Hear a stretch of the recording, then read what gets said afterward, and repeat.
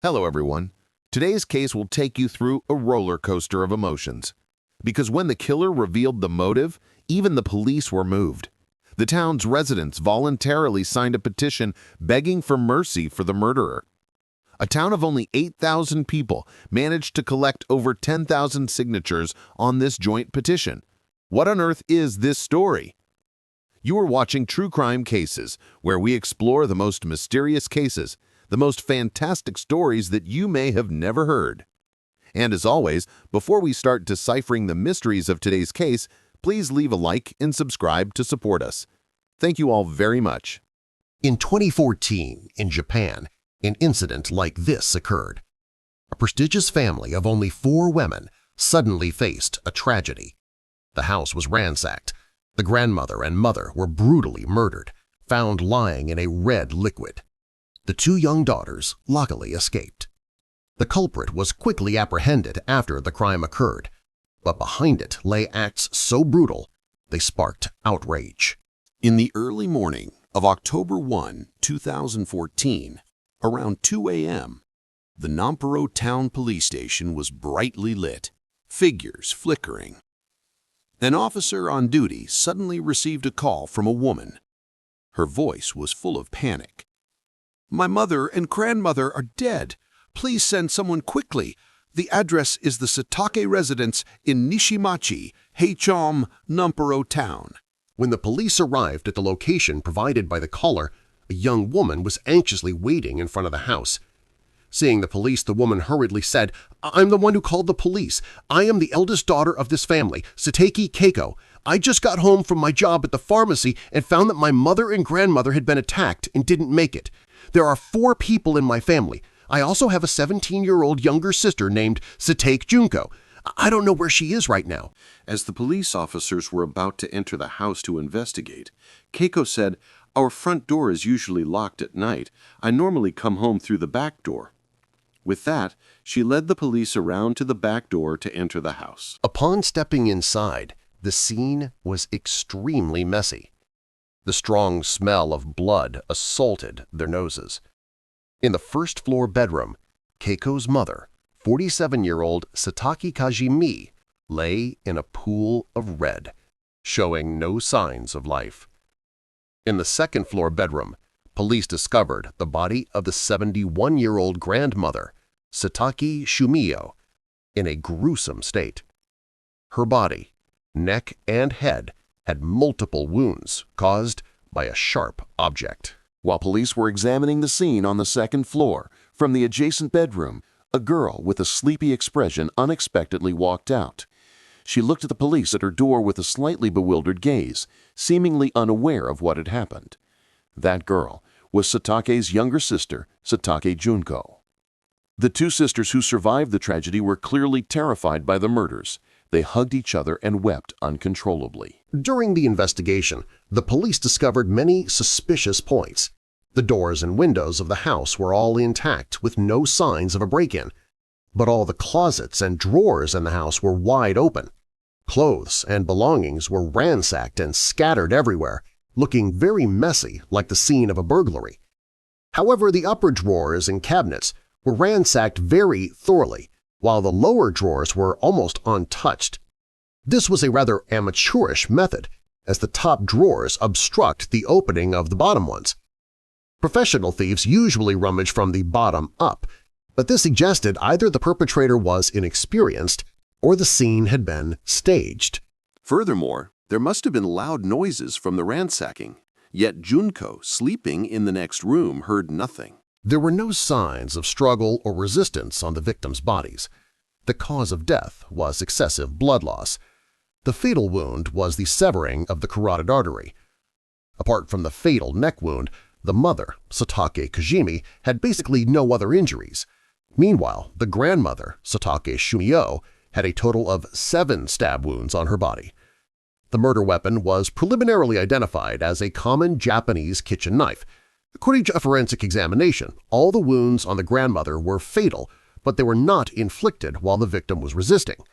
Therefore, attacking a person who had no ability to fight back with so many blows could only indicate that the killer acted out of rage and there was certainly significant animosity between the killer and the victim.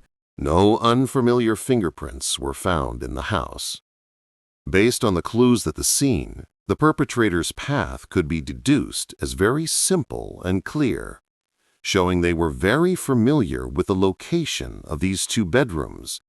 It was highly likely this was a crime committed by an acquaintance, Or the killer had staked out the location beforehand. But the illogical point was, if they chose to eliminate and silence, there was no reason not to check if there were any other survivors in the house, especially since Junko lived right in the room next to the grandmother. The caller, Keiko, said their front door was always locked at night and she had entered through the back door. But her coat and shoes were found near the front door. This indicated she must have had the key before the police arrived. Yet she led the police around to the back door, seemingly to deliberately stall for time. At this point, you probably have a suspect in mind, right? That's right. The police suspected the same thing as you. As hard as it was to believe, the biggest suspects in the murder of the mother and grandmother were the two sisters, who were still in shock and huddled in a corner crying. The police immediately took Keiko and Junko to the station for separate questioning. Experienced investigators did not use harsh interrogation methods on the two sisters, nor did they reveal that the police had identified them as the main suspects. Instead, they used a gentle, conversational approach to question them, thereby finding contradictions in their statements. Finally, they confessed to their crimes. It was the younger sister, Junko, a sophomore in high school, who had killed her mother and grandmother. The older sister, Keiko, was also involved. Hearing this truth, the police couldn't believe it. The two sisters, with their innocent and lovely appearance, why could they so cruelly attack their own relatives?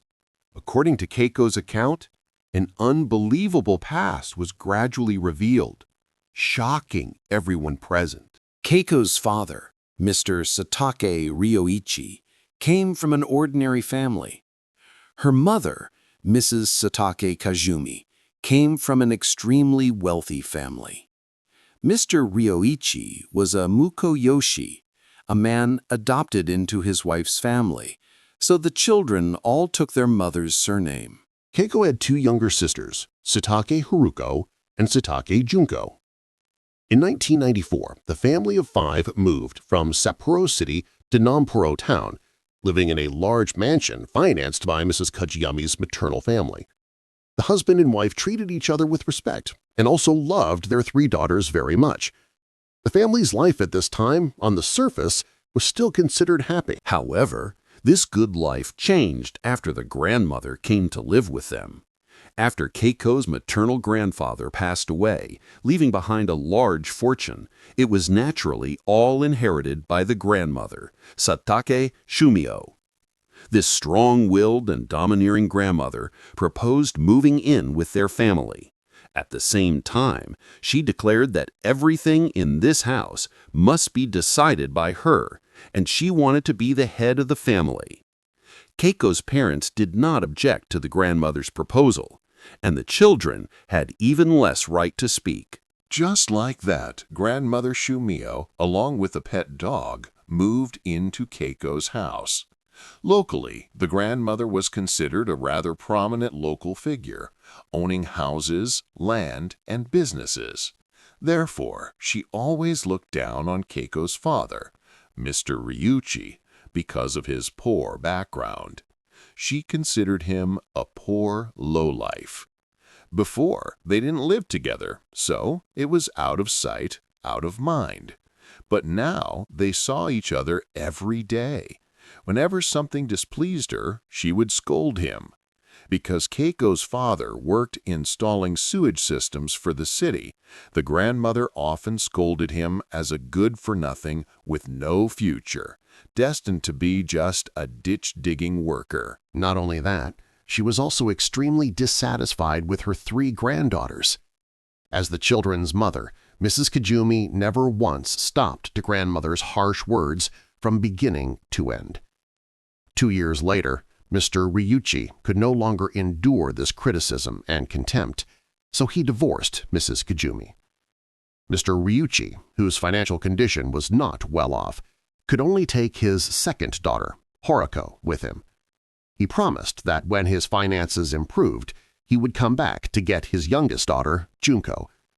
The eldest daughter, Keiko, as the big sister in the house and at her mother's request, stayed behind. Meanwhile, Junko, who was only 5 years old at the time, was left in an awkward situation. Her father didn't take her, and her grandmother detested her, considering her trash. Although still living under the same roof, from then on, Junko became an outsider in her own family. Even more unbelievable, Junko gradually transformed from an outsider into a slave in the house, forced to live an inhumane life. At only 5 years old, after her father left, Junko had to take on household chores like cleaning, sanitation, and washing dishes. Her older sister, Keiko, felt sorry for her little sister and secretly helped her. As a result, she was discovered by the grandmother and severely scolded. At the same time, she harshly told Junko, "You are just trash. Only by working do you have the right to stay here." If Junko disobeyed or cried, the grandmother would use tape to seal her mouth shut. Sometimes, when tears made the tape lose its stickiness, Grandmother Shimiya would wrap the tape around her entire head, leaving only a small hole near her nose to breathe. In February 2004, Junko, who was about to enter elementary school, was intentionally tripped by her grandmother in the house, causing her to suffer a severe head injury and lose consciousness. Her sister Keiko saw this and immediately called an ambulance to take her sister to the hospital. Afterwards, the injuries on Junko's body made the local child guidance center suspect that she might have been a victim of domestic abuse, so they took Junko away from there. The two sisters were overjoyed, thinking that their mother and grandmother would finally be punished and they could finally escape this hellish life. As a result, after extensive lobbying efforts by the grandmother and mother, Junko was brought back. After that incident, Junko faced even worse and harsher abuse. Winters in Hokkaido are particularly cold. At just past 5 a.m., when it was still dark, little Junko was forced to wake up to shovel snow in front of the house. If she didn't finish shoveling, she was not allowed to go to school. Moreover, she was often locked in the outdoor shed, not allowed to sleep inside the house. In the winter, when Junko was 9, even wearing a thick down jacket, she still didn't feel warm enough. A neighbor once saw Junko being punished, standing in the snow wearing only shorts, while the grandmother continuously sprayed cold water on her with a garden hose. The reason was simply that the grandmother thought Junko had wasted water while washing dishes. The grandmother even told others that this was how she disciplined her grandchildren, and no one was allowed to interfere. If Junko accidentally burned the food, she would be punished by the grandmother by not being allowed to eat dinner for a whole week. Even more horrifying, one time Junko forgot to take out the kitchen trash. The grandmother, in a fit of rage, forced Junko to eat the garbage from the bin. Seeing Junko eat and then vomit, the grandmother even shoved the garbage back into her mouth, forcing her to swallow it. This scene was accidentally witnessed by Keiko. Keiko was terrified by what she saw. In middle school, Junko not only had to do all the housework, but also had to walk the grandmother's dog at 5 p.m. every day. Therefore, every day after school, Junko didn't dare to delay at all. As soon as the bell rang, she would run home like the wind. One time, because she was busy with a school activity, Junko forgot to come home to walk the dog. As a result, grandmother Shumio beat her and broke her leg. Unable to bear it any longer, Junko tried to run away, but was eventually caught by her mother and grandmother.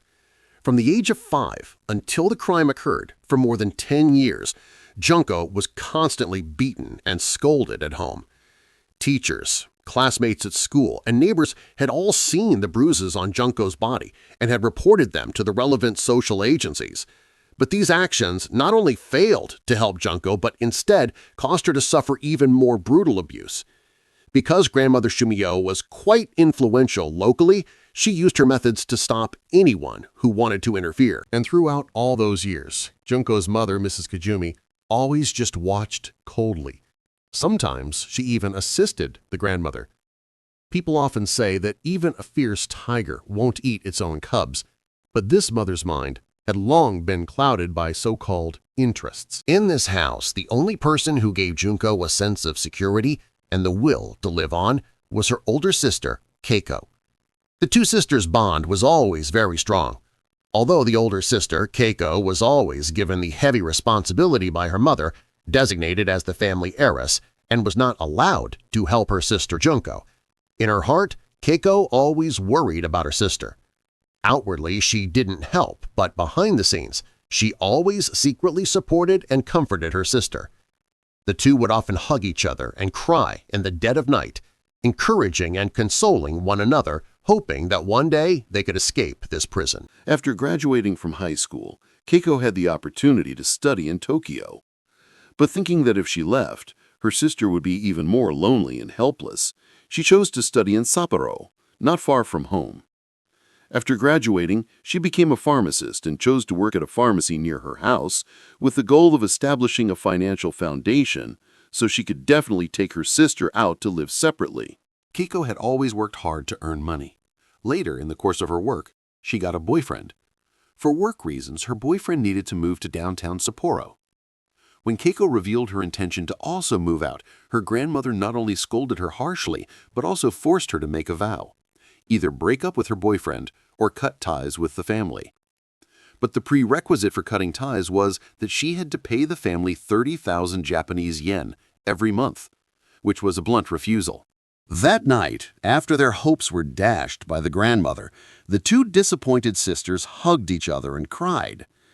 The older sister, Keiko, accidentally blurted out, "If only Grandma and Mom weren't here, we could live freely." This accidental complaint sparked a strong emotion in both of them. Their first reaction was not fear, but one full of anticipation and excitement. The two began to discuss this topic, imagining countless ways to eliminate their grandmother and mother. Keiko took sleeping pills, rubber gloves, and other tools from her workplace and hid them in the house. However, for two young girls, this was not an easy task, so the plan could not be immediately implemented. Until the early morning of October 1st, Keiko was at work when she received a call from her younger sister. On the phone, Junko said, "Sister, I've killed Mom and Grandma."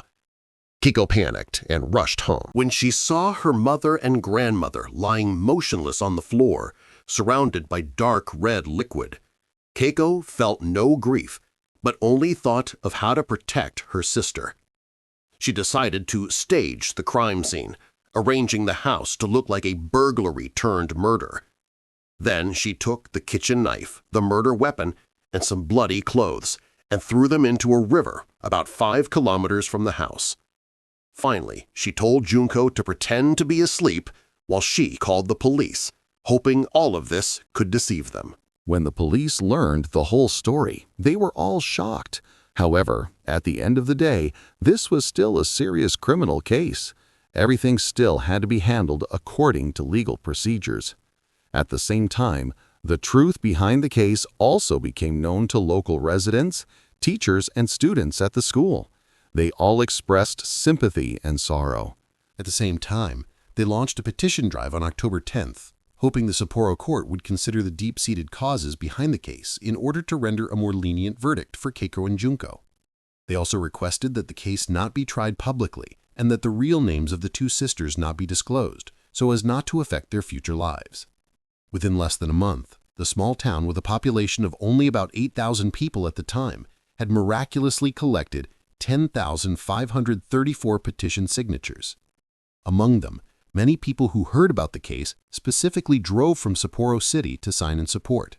In the end, the court accepted the people's wishes, decided to reduce the sentences for the two girls, and the entire trial was held privately. The court recognized that although Satake Junko had committed murder, considering she was only 17 at the time of the crime, and also determining that she had endured terrible abuse for a long time, which was the direct cause leading to the criminal act, Satake Junko was ultimately sent to a juvenile correctional facility for rehabilitation and education. Satake Keiko, who committed the crime of being an accomplice, was also seen as having acted due to the deep cause of prolonged abuse. The court finally sentenced Satake Keiko to 3 years in prison, suspended for 5 years.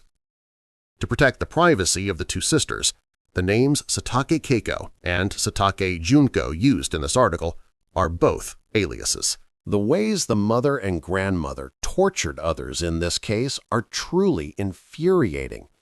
Living in such a family, I cannot imagine how these children survived. If any adult in this family had had a shred of conscience and compassion, perhaps this tragedy would not have happened. Parents bring children into this world. They are supposed to be a safe harbor in a child's heart. However, the influence of parents' words and actions is greater than that of any professional teacher. Many cases and clinical psychology studies have shown that just witnessing violent behavior between parents is enough to cause serious negative impacts on a child's future development. More seriously, it can even lead to problematic behaviors such as depression, anxiety disorders, and violent tendencies in children, let alone a child who had to endure abuse for more than 10 years. What kind of personality would such a family environment create? According to information from the World Health Organization, WHO, published in 2019, it is estimated that globally, up to 1 billion children aged 2 to 17 have experienced physical or emotional violence or neglect in the past year. Suffering childhood violence can also affect a person's health and happiness for a lifetime. We must resolutely say no to domestic violence. Many countries, including the U.S. with its laws against domestic violence, have legal regulations on this issue. We should all raise our awareness of preventing domestic violence. When encountering such acts, we cannot stand by indifferently, but should intervene promptly to stop them. When violence occurs so brutally and clearly in front of the public, yet we constantly ask the victim, "Why didn't you leave?" or "Why didn't you act?" This is actually a way to evade responsibility. And that concludes the entire content of today's case. Please leave your thoughts in the comments section below to discuss. And before you go, don't forget to like, subscribe, and turn on the notification bell so you don't miss the next classic cases on the True Crime Cases channel.